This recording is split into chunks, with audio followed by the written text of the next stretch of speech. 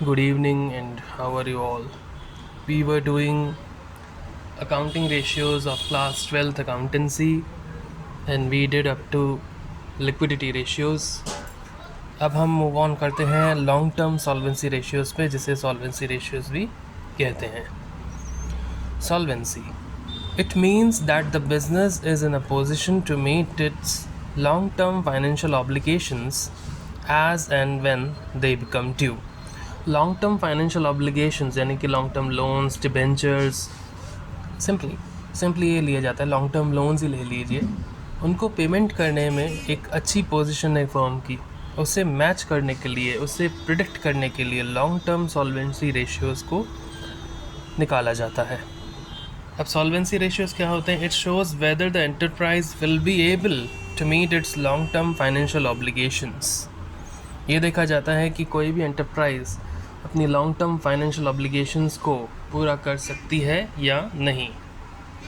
कुछ important solvency ratios जो आपके सिलेबस में है वो ये हैं.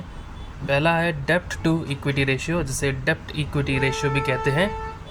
दूसरा है टोटल असेट्स टू डेप्ट रेशियो. तीसरा है प्रोप्राइटरी रेशियो. चौथा है इंटरेस्ट कवरेज रेशियो. पांचवा है डेप्ट टू कैपिटल एम्प्लॉयड रेशियो. अब सबसे पहला हम इसमें पढ़ेंगे डेप्ट इक्विटी रेशियो. जैसे नाम में दिया हुआ है डेप्ट इक्विटी, तो it shows the relationship between long term dates and equity of the entity. किसी भी एंटरप्राइज की लॉन्ग टर्म डेट्स और इक्विटी के बीच का जो रिलेशन होता है उसे कहते हैं डेप्ट इक्विटी रेशियो. ये क्यों निकाला जाता है? ये इसलिए निकाला जाता है कि लॉन्ग टर्म में हमारे पास कितनी इक्विटी है, कितना पैसा है अपने डेप्ट यानी कि लॉन्ग टर्म डेप्ट को पेमेंट करने के लिए. क्या फर्म लॉन्ग टर्म के लोन्स को पेमेंट कर पाएगी या नहीं, अच्छी पोजीशन है फर्म की या नहीं, उसे चेक करने के लिए डेप्ट इक्विटी रेशियो निकाला जाता है. इसमें लॉन्ग टर्म डेट्स और इक्विटी, फर्म की इक्विटी को यूज़ किया जाता है. It is calculated to assess, आगे हमने लिखा भी है इसमें, long term financial soundness of the enterprise. जो भी एंटरप्राइज यानी कि जो भी बिज़नेस है उसके long term financial soundness, goodness को चेक करने के लिए ये डेप्ट इक्विटी रेशियो निकाला जाता है. इसका फॉर्मूला होता है जैसा नाम में लिखा है, डेप्ट इक्विटी रेशियो, डेप्ट अपॉन इक्विटी. ठीक है, डेप्ट इक्विटी रेशियो का फॉर्मूला यही हो जाता है, डेप्ट अपॉन इक्विटी. अब डेप्ट जो होते हैं यहाँ पे लॉन्ग टर्म डेप्ट्स ही लिए जाते हैं, शॉर्ट टर्म नहीं. अब शॉर्ट टर्म कौन से होते हैं? Current liabilities. आपने पिछले टॉपिक में पढ़ा था करंट रेशियो में और लिक्विड रेशियो में करंट लायबिलिटीज़ के बारे में. करंट लायबिलिटीज़ को हटा दोगे तो लॉन्ग टर्म आएंगे, लॉन्ग टर्म डेट्स ही लिए जाते हैं. अब जैसे कि अगर आपको क्वेश्चन में दे रखा है लॉन्ग टर्म बोरोविंग्स या फिर लॉन्ग टर्म प्रोविजंस, तो उन दोनों को ऐड कर दो. और अगर डिबेंचर्स दे रखे हैं कुछ भी तो उनको भी ऐड कर दो, तो आपका आ जाता है डेट या फिर लॉन्ग टर्म डेट. दूसरा, अगर आपके पास टोटल लायबिलिटीज़ दे रखी हैं उसमें से आप करंट लायबिलिटीज़ माइनस कर दो तो आपके पास डेट आ जाता है. तीसरा फॉर्मूला होता है डेट का capital employed minus equity. Capital employed minus equity. वैसे कैपिटल एम्प्लॉयड क्या होता है? Equity plus debt. अब ऊपर जो टोटल लायबिलिटी दे रखा है ना, उसमें टोटल आउटसाइड लायबिलिटीज़ होती हैं, सारी टोटल आउटसाइड लायबिलिटीज़ होती हैं, उसमें से करंट लायबिलिटीज़ को माइनस कर दिया जाता है. अब आते हैं हम इक्विटी पे. इक्विटी क्या होता है? Share holders fund. अगर आपने बैलेंस शीट पढ़ी हो एज़ पर कंपनीज एक्ट 2013, तो उसमें क्या था कि शेयर होल्डर्स फंड में शेयर कैपिटल और रिजर्व्स एंड सरप्लस को ले लिया जाता था. शेयर होल्डर्स फंड में ये चीज़ें ले ली जाती थी, शेयर कैपिटल और रिजर्व्स एंड सरप्लस. तो इक्विटी क्या हो जाएगा? Share capital plus reserves and surplus. अब शेयर कैपिटल में क्या क्या आ सकता है? जैसे कि इक्विटी शेयर कैपिटल और प्रेफरेंस शेयर कैपिटल. ठीक है. और रिजर्व्स एंड सरप्लस में क्या क्या आएगा? जनरल रिजर्व, कैपिटल रिजर्व, किसी तरीके का सिक्योरिटी प्रीमियम रिजर्व जो आपने उसमें पढ़ा होगा, शेयर कैपिटल और डिबेंचर्स में पढ़ा होगा सिक्योरिटीज़ प्रीमियम. तो ये जितने भी टाइप के रिजर्व्स हैं. और सरप्लस में क्या आता है? पीएनएल अकाउंट का पॉजिटिव बैलेंस या नेगेटिव बैलेंस. नेगेटिव बैलेंस मतलब डेबिट बैलेंस यानी कि लॉस, जिसे माइनस कर दिया जाएगा, और पॉजिटिव बैलेंस यानी कि क्रेडिट बैलेंस पीएनएल अकाउंट का, जो नेट प्रॉफिट कहलाया जाता है. सिंपली नेट प्रॉफिट हो तो उसे हम प्लस कर देंगे, नेट लॉस हो तो उसे हम माइनस कर देंगे. और इक्विटी का फॉर्मूला क्या हो सकता है, नॉन करंट एसेट्स में से नॉन करंट लायबिलिटीज़ माइनस कर दो और वर्किंग कैपिटल ऐड कर दो तो आपका इक्विटी आ जाएगा। तो वर्किंग कैपिटल क्या होता है, current assets minus current liabilities. यहाँ पर इक्विटी क्या हो सकता है, total liabilities minus total date, या फिर टोटल आउटसाइड लायबिलिटीज़। ठीक है, यहाँ तक कोई प्रॉब्लम? इसको जब तक आप नोट कर लो या इसका स्क्रीनशॉट ले लो।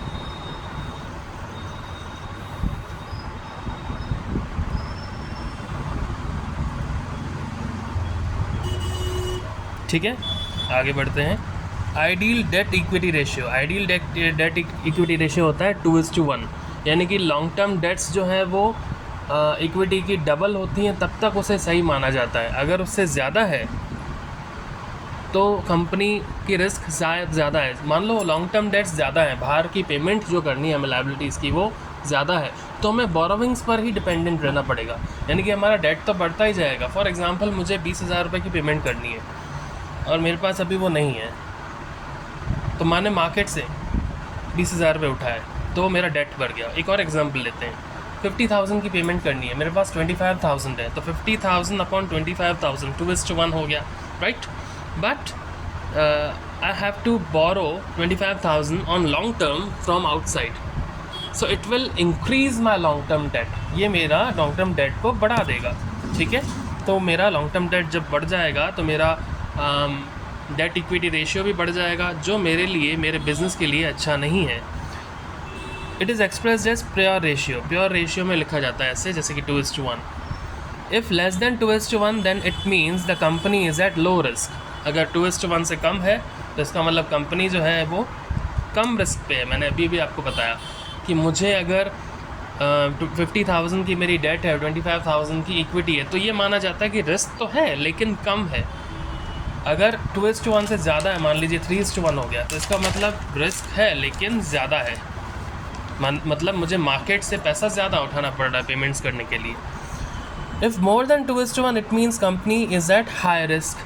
ये अभी हमने पढ़ा, लो रिस्क और हाई रिस्क। इससे रिलेटेड एक कर लेते हैं illustration number 40।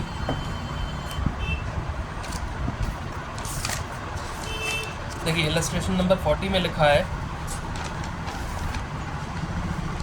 From the following information calculate debt equity ratio. हमें जो इन्फॉर्मेशन दे रखी है उससे हमें डेट इक्विटी रेशियो निकालना है। शेयर कैपिटल दे रखी है 10,000 इक्विटी शेयर्स ऑफ ₹10 ईच, मतलब 1 लाख रुपीज़। जनरल रिजर्व दे रखा है 70,000 और सरप्लस भी दे रखा है balance in statement of P&L। मैंने बताया था P&L अकाउंट का जो बैलेंस होता है उसे ही सरप्लस में लेते हैं। पॉजिटिव बैलेंस या फिर क्रेडिट बैलेंस नेट प्रॉफिट होता है और नेगेटिव बैलेंस या फिर डेबिट बैलेंस नेट लॉस होता है। इसके साथ साथ हमें दे रखे हैं डिबेंचर्स जो हैं 75,000 के, लॉन्ग टर्म प्रोविजंस जो हैं 25,000 के, आउटस्टैंडिंग एक्सपेंसेस जो हैं 10,000 के। अब आउटस्टैंडिंग एक्सपेंसेस का इधर कोई मतलब नहीं है, हमें लॉन्ग टर्म के चाहिए। तो देखिए डेट इक्विटी रेशियो निकालना है, उसका फॉर्मूला लिख दिया डेट अपॉन इक्विटी। डेट हमने पहले देखा, फॉर्मूले में क्या होता है, long term date plus long term provision plus debentures. यहाँ पे लॉन्ग टर्म डेट नहीं दे रखा लेकिन डिबेंचर्स और लॉन्ग टर्म प्रोविजंस दे रखे हैं, तो इन दोनों को हम ऐड कर देंगे। डेट आ जाएगा, डिबेंचर्स की वैल्यू दे रखी है 75,000 और लॉन्ग टर्म प्रोविजन की वैल्यू दे रखी है 25,000, तो डेट आ जाएगा 1 लाख रुपीज़। अब हमें इक्विटी निकालना है। इक्विटी क्या होता है, share holders fund. Balance sheet में हम देखते हैं तो शेयर होल्डर्स फंड में क्या आता है, शेयर कैपिटल जितनी भी दे रखी हो, जनरल रिजर्व शेयर कैपिटल और रिजर्व्स एंड सरप्लस, इन दोनों को ले लिया जाता है। अब share capital plus reserves and surplus में यहाँ पे आपको जनरल रिजर्व दे रखा है, तो प्लस जनरल रिजर्व क्वेश्चन में दे रखा है तो हमने वो लिख दिया प्लस जनरल रिजर्व, और क्वेश्चन में दे रखा है सरप्लस, प्लस सरप्लस कर दिया। ठीक है, जो दे रखा है उसको हमने लिख दिया। शेयर कैपिटल दे रखा है, जनरल रिजर्व दे रखा है, सरप्लस दे रखा है, तीनों को ऐड कर देंगे, इक्विटी आ जाएगी। क्योंकि इक्विटी क्या होती है बैलेंस शीट में, आपके शेयर होल्डर्स फंड के इक्वल होती है। शेयर होल्डर्स फंड में क्या क्या आता है, share capital, reserves and surplus. ठीक है, इक्विटी आ जाएगी। शेयर कैपिटल हमने अभी पढ़ा 1 लाख रुपीज़ की दे रखी है, जनरल रिजर्व दे रखा है 70,000 का, और सरप्लस दे रखा है 30,000 का, तो इक्विटी आ जाएगा 2 lakh rupees. Any doubt? Date equity ratio निकालेंगे। डेट का वैल्यू आ गया था 1 लाख और इक्विटी का रेशियो है, और इक्विटी है हमारे पास 2 लाख की, तो डेट इक्विटी रेशियो आ गया 0.5:1। बहुत अच्छा डेट इक्विटी रेशियो है, क्योंकि हमारे पास इक्विटी बहुत ज़्यादा है पेमेंट करने के लिए मार्केट के लिए। ठीक है, 2:1 आइडियल माना जाता है, ये कम है। यहाँ पे ये देखा जाता है कि अच्छा है, लेकिन इसका मतलब ये भी है कि कंपनी जो है अपने लॉन्ग टर्म फंड्स को अच्छे से यूज़ नहीं कर रही है। ठीक है, ये इसका एक ड्रॉबैक है। देखो एक बार फिर से देख लेते हैं illustration number 40। Date equity ratio निकालना है, फॉर्मूला लगा दिया, डेट अपॉन इक्विटी। डेट दे रखी है इसमें डिबेंचर्स और लॉन्ग टर्म प्रोविजंस, तो उनकी वैल्यूज़ रख दी हमने, डेट आ गया 1 लाख रुपीज़। इक्विटी हमने पढ़ा था share capital and general and reserves and surplus, तो शेयर कैपिटल दे रखी है, रिजर्व्स एंड सरप्लस में जनरल रिजर्व और सरप्लस दे रखा है। इन तीनों की वैल्यूज़ पुट करके हमने 2 लाख रुपए की इक्विटी निकाल दी। डेट इक्विटी रेशियो के फॉर्मूले में हमने पुट कर दिया वैल्यूज़ को, तो डेट इक्विटी रेशियो आ गया हमारे पास 0.5:1। इलस्ट्रेशन नंबर 41 देखिए, कह रहा है calculate debt equity ratio from the following information. Total assets दे रखे हैं, टोटल एक्सटर्नल लायबिलिटीज़ दे रखी हैं और करंट लायबिलिटीज़ दे रखी हैं। टोटल एसेट्स दे रखे हैं हमें 1,25,000 के, टोटल एक्सटर्नल लायबिलिटीज़ है 1 लाख की, और हमें करंट लायबिलिटीज़ दे रखी हैं 50,000 की। देखो टोटल एक्सटर्नल लायबिलिटीज़ जो होती हैं वो टोटल डेट होता है, आउटसाइड लायबिलिटीज़, उसमें करंट लायबिलिटीज़ ऑलरेडी इंक्लूडेड होती हैं। तो लॉन्ग टर्म डेट या फिर डेट निकालने के लिए क्या करेंगे हम, टोटल एक्सटर्नल लायबिलिटीज़ या फिर टोटल आउटसाइड लायबिलिटीज़ या फिर टोटल डेट, जो भी नाम दे रखा हो, उसमें से करंट माइनस कर दो। आपने ये फॉर्मूला देखा होगा, पहले मैंने लिखा है पीछे, उसमें आपने देखा होगा। एक बार मैं आपको फॉर्मूला दिखा देता हूँ। टोटल लायबिलिटीज़ मैंने बताया था, इसमें टोटल एक्सटर्नल या फिर टोटल आउटसाइड लायबिलिटीज़ ली जाती हैं, या फिर टोटल डेट लिया जाता है। वो दे रखा है आपको टोटल एक्सटर्नल लायबिलिटीज़ और करंट लायबिलिटीज़ भी दे रखी हैं, तो आप सीधा सीधा डेट निकाल देंगे। ठीक है, तो डेट निकालना है। डेट क्या होता है, लॉन्ग टर्म डेट ही लिया जाता है। हमें दे रखा है टोटल एक्सटर्नल लायबिलिटीज़ और करंट लायबिलिटीज़, इन दोनों को माइनस कर देंगे तो डेट का वैल्यू आ जाएगा। टोटल एक्सटर्नल लायबिलिटीज़ है 1 लाख और करंट लायबिलिटीज़ है 50,000, तो डेट आ जाएगा मेरे पास 50,000। Any doubt? अब देखिए इक्विटी क्या होता है मैंने पहले भी आपको बताया था, इक्विटी क्या होता है, कैपिटल होता है। कैपिटल कैसे आता है, आउटसाइड लायबिलिटीज़ और टोटल लायबिलिटीज़ दोनों दे रखी हो हमें, तो जो बैलेंस आता है वो इक्विटी होता है या फिर कैपिटल होता है। तो इक्विटी क्या आ जाएगा, टोटल लायबिलिटीज़ हमें जो दे रखी होंगी उसमें से हम टोटल एक्सटर्नल लायबिलिटीज़ माइनस कर देंगे, तो हमारे पास आ जाएगा कैपिटल या फिर इक्विटी। आप लायबिलिटीज़ साइड में देखिए क्या क्या होता है, कैपिटल होता है और उसके बाद एक्सटर्नल लायबिलिटीज़ होती हैं सारी, जिसमें लॉन्ग टर्म और शॉर्ट टर्म यानी कि करंट दोनों आ जाती हैं। अब अगर टोटल में से आप ये दोनों चीज़ें माइनस कर दोगे या फिर एक्सटर्नल माइनस कर दोगे तो इक्विटी आ जाएगा, लेकिन क्वेश्चन में तो हमें टोटल लायबिलिटीज़ गिवन ही नहीं है। तो as per balance sheet rule total asset total liability के इक्वल होने चाहिए। 11th क्लास में हमने पढ़ा था कि बैलेंस शीट मैच कब होती है, जब टोटल एसेट्स टोटल लायबिलिटीज़ के इक्वल होते हैं। When assets are equals to liabilities then only we can say that we have matched a balance sheet. पर जब बैलेंस शीट मैच नहीं होती है तो प्रॉब्लम बैठ जाती है, हमारे माइंड में कुछ सवाल आते हैं कि कहाँ गलती की। तो वो गलती क्या होती है वो हम तब चेक करते हैं। तो अब अगर मैं बैलेंस शीट रूल के अकॉर्डिंग कहूँ तो total assets equal to total liabilities होने चाहिए। टोटल एसेट्स की वैल्यू दे रखी है 1,25,000, तो टोटल लायबिलिटीज़ भी हो जाएंगी 1,25,000। तो इक्विटी क्या आ जाएगा, टोटल लायबिलिटीज़ की जगह 1,25,000 और टोटल एक्सटर्नल लायबिलिटीज़ दे रखी है 1 लाख की, दोनों को माइनस कर दिया तो 25,000 की इक्विटी आ गई। अब डेट इक्विटी रेशियो में हम वैल्यूज़ पुट कर देंगे। डेट की वैल्यू है 50,000, यहाँ पुट कर दी, और इक्विटी की वैल्यू है 25,000, यहाँ पुट कर दी। डेट इक्विटी रेशियो आ जाएगा 2:1। Any doubt? एक बार फिर से देख लेते हैं इसे। देखिए डेट इक्विटी रेशियो निकालना है, फॉर्मूला लगा दिया date upon equity.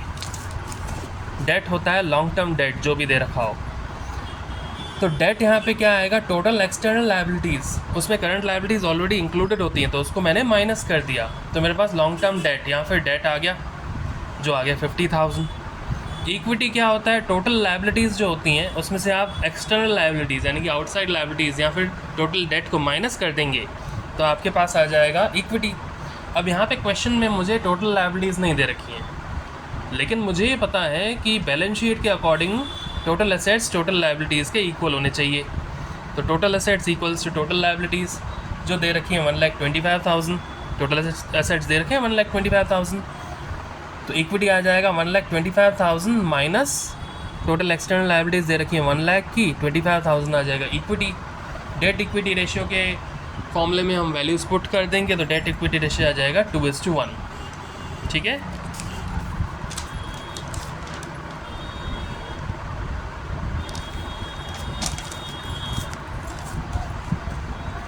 Illustration number 42 पे आते हैं।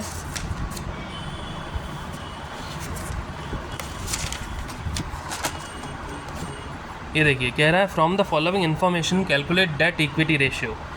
लॉन्ग टर्म बोरोविंग्स गिवन है, लॉन्ग टर्म प्रोविजंस गिवन है, करंट लायबिलिटीज़ भी गिवन है। लॉन्ग टर्म बोरोविंग्स और लॉन्ग टर्म प्रोविजंस को ऐड कर देंगे तो लॉन्ग टर्म डेट आ जाएगा। करंट लायबिलिटीज़ गिवन है, आगे देखते हैं क्यों गिवन है। नॉन करंट एसेट्स गिवन है और करंट एसेट्स भी गिवन है। नॉन करंट एसेट्स और करंट एसेट्स टोटल कर देंगे तो ये टोटल एसेट्स आ जाएंगे हमारे पास। ठीक है, ये आ जाएंगे टोटल एसेट्स। आगे देखते हैं, क्वेश्चन को सॉल्व करते हैं। डेट इक्विटी रेशियो निकालना है, फॉर्मूला हमने लिख दिया डेट अपॉन इक्विटी। अब डेट क्या होता है, यहाँ पे लॉन्ग टर्म डेट, बार बार लिखने की ज़रूरत नहीं है, आपको माइंड में ध्यान होना चाहिए। तो डेट हो जाता है long term date. Long term date में क्या क्या आएगा, जो भी लॉन्ग टर्म की चीज़ें हैं, जैसे कि लॉन्ग टर्म बोरोविंग्स और लॉन्ग टर्म प्रोविजंस, इन दोनों को ऐड कर दो। लॉन्ग टर्म बोरोविंग्स दे रखी हैं 2 lakh rupees, long term provisions दे रखे हैं 1 लाख रुपीज़, तो डेट आ गया 3 लाख रुपीज़। अब आपके माइंड में एक और बात आएगी, long term loans and advances भी तो होते हैं, वो क्यों नहीं लिए? मैंने आपको पहले भी बताया कि long term loans and advances जो है वो एसेट है, वो लायबिलिटी नहीं है, वो डेट नहीं है। डेट क्या होता है, जो भी लायबिलिटी ली जाती है, जो भी लायबिलिटी होती है उसे डेट में काउंट करते हैं।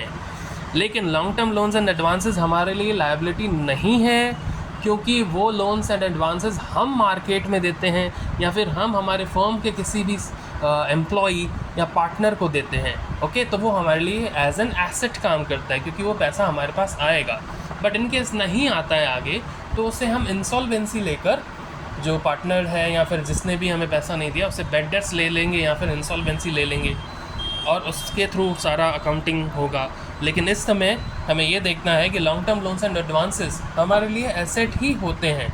ठीक है, इसीलिए उसे हम डेट में नहीं ले सकते, क्योंकि डेट में क्या लेते हैं, लॉन्ग टर्म लायबिलिटीज़ ही लेते हैं सारी की सारी। तो लॉन्ग टर्म बोरोविंग्स और लॉन्ग टर्म प्रोविजंस मैंने ले लिया 2 लाख और 1 लाख के, तो डेट आ गया 3 लाख रुपये। इक्विटी निकालेंगे। इक्विटी क्या होता है, total liabilities minus total date. अब आपके पास टोटल लायबिलिटीज़ तो गिवन नहीं है, आपके पास क्या गिवन है, करंट एसेट्स और नॉन करंट एसेट्स, तो इन दोनों को टोटल कर देंगे तो टोटल एसेट्स आ जाएंगे। अब total assets as per balance sheet हमने पहले भी पढ़ा था इसके पहले वाले इलस्ट्रेशन में कि टोटल लायबिलिटीज़ के इक्वल होने चाहिए, इसीलिए टोटल एसेट्स की वैल्यू लिख देते हैं टोटल लायबिलिटीज़ की जगह। कोई प्रॉब्लम? तो इक्विटी को मैं टोटल लायबिलिटीज़ की जगह टोटल एसेट्स लिख सकता हूँ। ठीक है, इसमें से मैं माइनस कर दूँ अगर टोटल डेट, टोटल डेट क्या आएगा, टोटल डेट में करंट लायबिलिटीज़ भी होती हैं, इसीलिए आपको करंट लायबिलिटीज़ गिवन थी। टोटल डेट क्या होगा, long term borrowings, long term provisions और करंट लायबिलिटीज़, इन तीनों का जो भी हम टोटल करेंगे वो टोटल डेट आ जाएगा। और नॉन करंट एसेट्स और करंट एसेट्स का टोटल करेंगे तो वो टोटल एसेट्स आ जाएगा। तो total assets minus total date की जगह, देखो टोटल लायबिलिटीज़ की जगह टोटल एसेट्स ले लिए, क्योंकि वो बैलेंस शीट के according total liabilities equals to total assets होने चाहिए। यहाँ तक कोई प्रॉब्लम नहीं आनी चाहिए आपको। टोटल डेट इसमें लॉन्ग टर्म और करंट दोनों आ जाते हैं। तो लॉन्ग टर्म बोरोइंग्स दे रखे हैं क्वेश्चन में, वो मैंने लिख दिए। लॉन्ग टर्म प्रोविजंस दे रखे हैं क्वेश्चन में, वो मैंने लिख दिए। करंट लायबिलिटीज़ भी दे रखी हैं क्वेश्चन में, वो भी मैंने लिख दी।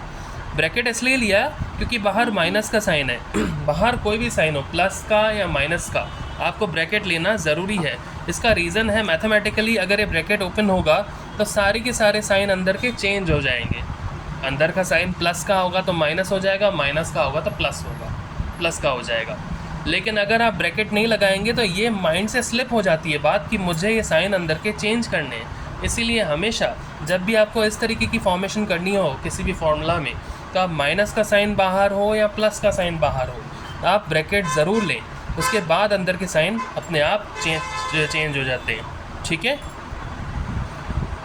इक्विटी की जगह टोटल एसेट्स की जगह हम ले लेंगे non current assets plus current assets minus long term borrowing से 2 लाख की, लॉन्ग टर्म प्रोविजन से 1 लाख के, और करंट लायबिलिटीज़ है 50,000 की। Equity equals to current non current assets है 3,60,000 के, लिख दिए।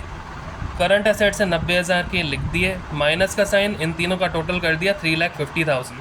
अब अंदर ये क्या है, कुछ भी मुझे वैल्यू साइन नहीं दे रखा है तो प्लस का साइन है।